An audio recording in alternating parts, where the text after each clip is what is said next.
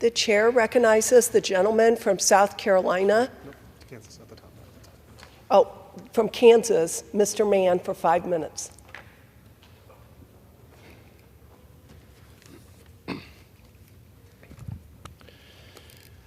Madam Speaker, I rise today to make it crystal clear: America stands with Israel.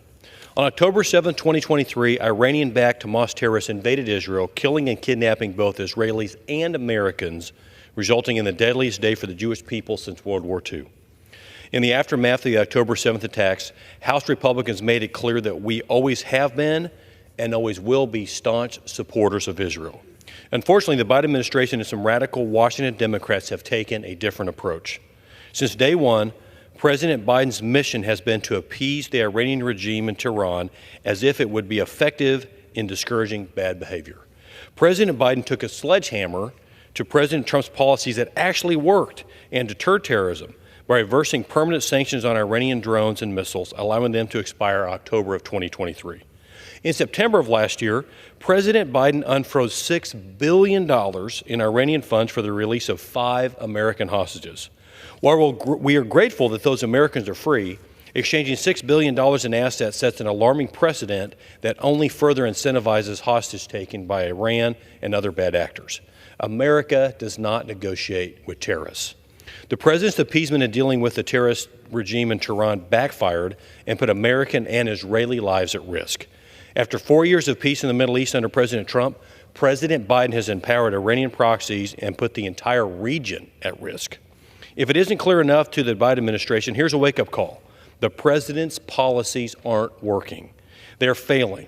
In fact, President Biden's policies are so disastrous that for the first time in history, Iran has launched a direct military assault on Israel. Some people are claiming that Israel should not respond to Iran's attack based on the punches thrown, but rather on the punches that landed. Of the more than 300 drones, cruise missiles, and ballistic missiles that Iran launched at Israel, fortunately, the Iron Dome and other defense mechanisms protected Israel from much of the damage that Iran intended to cause. In no other country would we spew such a nuanced foreign affairs strategy. America would not tolerate this behavior from any neighboring country, and neither should Israel. Since October 7th, House Republicans have passed legislation to support our ally. We've supported Israel's right to self-defense, condemned Hamas terrorism, rejected anti-Semitism, reaffirmed America's commitment to Israel's security, pushed the Biden administration to reinstate and refreeze the Iranian assets and further prevent Iran from funding terrorism. We fully funded U.S.-Israel cooperative missile defense programs and supported the expansion of the Abraham Accords to encourage peace in the Middle East. This week, Congress will again vote on legislation to condemn the behavior of the Iranian regime and show our unequivocal support for our ally Israel. For House Republicans and for me, there's no question. America stands with Israel.